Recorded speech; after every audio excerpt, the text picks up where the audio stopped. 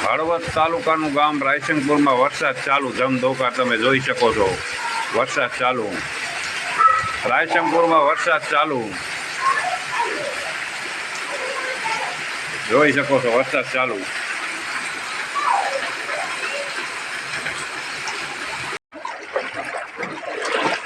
જોઈ લ્યો મિત્રો, હળવદ તાલુકાનું ગામ રાયસંગપુર. પાણીનો ક્યાંય નિકાલ નથી, પાણીનો ક્યાંય નિકાલ નથી.